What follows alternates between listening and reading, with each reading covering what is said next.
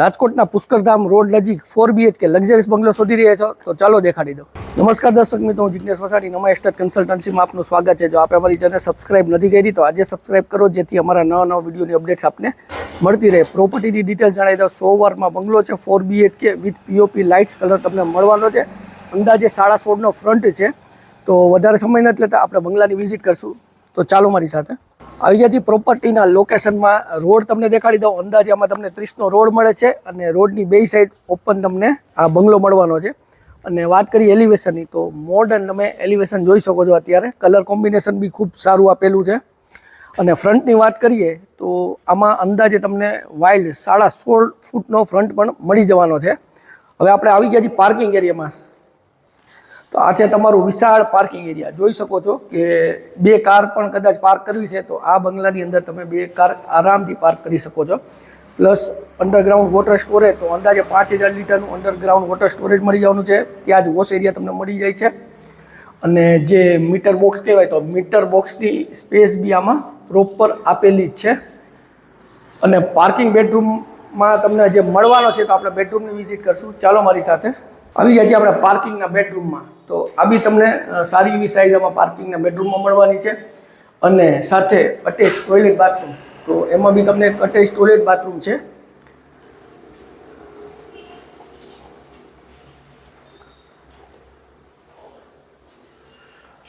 અને જે પાર્કિંગ એરિયામાં જ બી તમને જે સાઈડમાં અલગથી સ્પેસ મળી જાય તો બેક સાઈડ બી તમારે વોશ એરિયા તરીકે યુઝ કરવું છે। અને સાથે ત્યાંથી સર્વન્ટ તમને એન્ટ્રી મળે છે, તો એક્ઝિટ અને એન્ટ્રી બે સર્વન્ટની અહીંથી થઈ શકે છે, એની માટે પ્રોવિઝન આપેલું છે। આપણે પાર્કિંગ એરિયા જોયું, હવે ફર્સ્ટ ફ્લોરની વિઝિટ કરશું। તો ચાલો મારી સાથે। આવી ગયા છીએ ફર્સ્ટ ફ્લોરમાં। તો આ છે ફર્સ્ટ ફ્લોરની તમારી મોટી બાલ્કની, જેમાં તમને SS રેલિંગ ને ટફન ગ્લાસ સાથે મળવાનું છે। બાલ્કની ઘણી સ્પેશિયસ છે, તો આમાં પ્લાન્ટ્સ કે કંઈ રાખવા છે રાખી શકો છો। અને મેઇન ડોરની વાત કરીએ તો નોર્થ ફેસિંગ તમને મેઇન ડોર મળી જાય છે। ડિઝાઇનર સેફ્ટી ડોર લગાડેલું છે અને મેઇન ડોર છે તે બી તમને ડિઝાઇનર મળી જવાનું છે। અને હવે આવી જાય આપણે લિવિંગ એરિયામાં। તો આ છે તમારો લિવિંગ એરિયા। 100 વાર પ્રમાણે સાઇઝ પ્લાનિંગ ખૂબ સારું છે। તો અહીંયા તમારું સિટિંગ અરેન્જમેન્ટ L શેપમાં અથવા C શેપમાં તમે સોફા કરી શકો છો। એર સર્ક્યુલેશન માટે અહીંયા તમને વિન્ડો મળી જાય છે અને એમાં ટોટલી મોસ્કીટો નેટ આમાં લગાડેલી જ બિલ્ડર આપે છે। સાથે જો તમને દેખાડીશ POP લાઇટ્સ ને કલર્સ, તો એ બી ઘણું સિમ્પલ સોબર ને એટ્રેક્ટિવ બિલ્ડર આપેલું છે।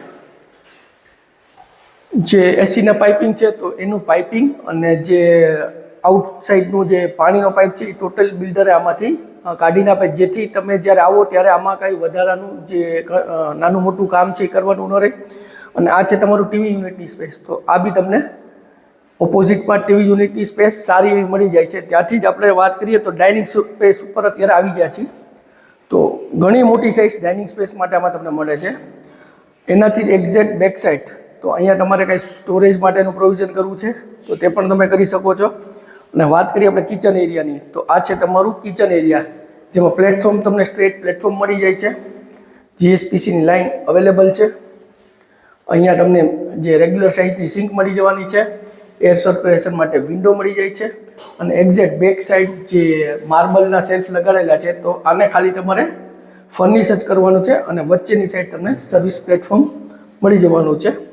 ત્યાંથી જ કનેક્ટેડ આપણે વોશ એરિયામાં જઈ શકશું। તો આ છે વોશ એરિયા। તો વોશ એરિયાની સાઇઝ મોટી સાઇઝ આપેલી છે કે વોશિંગ મશીનને રાખી દો તો બી સ્પેસ ઘણી આમાં તમારી વધશે। અને જે સર્વન્ટ એન્ટ્રી છે તો અહીંથી તમારે ઇન આઉટ થઈ શકે છે। અને તમને જે ફર્સ્ટ ફ્લોર ઉપર જ કોમન એક જે અટેચ ટોયલેટ બાથરૂમ છે તો વિથ OTS તમને અટેચ ટોયલેટ બાથરૂમ મળી જવાનું છે। તો પહેલાં OTSની સ્પેસ આવે છે અને તેનાથી અંદર તમને અટેચ ટોયલેટ બાથરૂમ મળી જવાનું છે।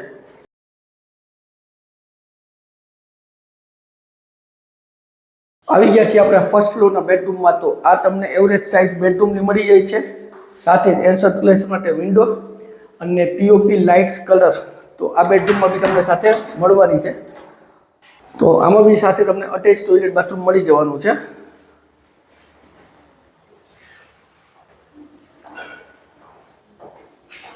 તો આપણે જે ફર્સ્ટ ફ્લોર જોયો, હવે સેકન્ડ ફ્લોરની વિઝિટ કરશું। તો ચાલો મારી સાથે। આપણે આવી ગયા છીએ સેકન્ડ ફ્લોર ઉપર। તો સેકન્ડ ફ્લોર ઉપર તમને મોટી સાઇઝમાં પેસેજ એરિયા મળી જાય છે અને અહીંયા તમને 2 બેડરૂમ મળવાના છે। તો સૌથી પહેલાં આપણે ફર્સ્ટ બેડરૂમ સેકન્ડ ફ્લોરનો જોઈ લેશું। તો ઓલમોસ્ટ મોટી સાઇઝમાં તમને આ બેડરૂમ મળી જાય છે. સાથે જ એર સર્ક્યુલેશન માટે અહીંયા વિન્ડો લગાડેલી છે અને આમાં બી પીઓપી અને લાઇટ્સ બિલ્ડર ઓલરેડી આપેલું છે. ને સેકન્ડ વિન્ડો જે ઓટીએસ માટે તો એક વિન્ડો તમને અહીંયા બી મળી જવાની છે. તો જે એર સર્ક્યુલેશન છે એનો પ્રોપર પ્લાનિંગ આ બંગલામાં આપેલો છે અને આમાં બી તમને મોટી સાઇઝમાં અટેચ ટોયલેટ બાથરૂમ મળી જવાનું છે.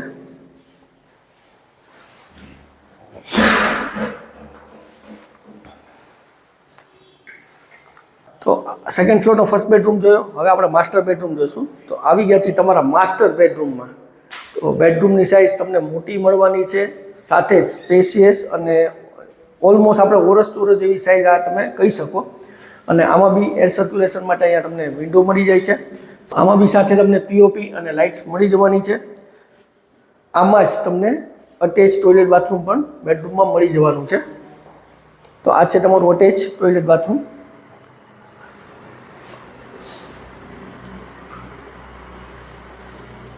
ને જે રોડ વ્યૂની આમાં તમને સ્ટેન્ડિંગ અને સિટિંગ બે રીતે યુઝ કરી શકો. તો ઓલમોસ્ટ આ તમને બાલ્કની સારી એવી રોડ વ્યૂની આમાં બાલ્કની બી મળવાની છે. આવી ગયા છીએ આપણે ટોપ ફ્લોર થર્ડ ફ્લોરના પેસેજ એરિયામાં. તો પેસેજ એરિયા જોઈ શકો છો. અહીંયા બી તમને મોટી સાઇઝમાં પેસેજ એરિયા મળવાનો છે. અને સેકન્ડ કે એક તમને મારી લેફ્ટ હેન્ડ સાઈડ ઉપર બી છે, તો એક નાની સ્પેસ ત્યાં બી તમને મળી જાય છે. અને જે બે ટેરેસ મળવાની છે, તો એક રોડ વ્યૂની ટેરેસ છે. તો આપણે સૌથી પહેલાં તે જોશું. તો આ રોડ વ્યૂની ટેરેસ છે. તો આ તમને લુક તમે જોઈ શકો છો. આજુબાજુમાં ઓલમોસ્ટ બધું જે રેસિડેન્શિયલ પ્રોજેક્ટ છે અને બધા નાના મોટા બંગલા જ આવેલા છે. તો વ્યૂ સારામાં સારો અને લોકેશન એરિયા બધું સારામાં સારું ક્રીમ લોકેશન ને ક્રીમ એરિયા કહી શકીએ આપણે. અને જે સેકન્ડ તમને ટેરેસ મળવાની છે એ એક્ઝેક્ટ બેક સાઈડ મળવાની છે. તો આપણે તે પણ જોઈ લેશું.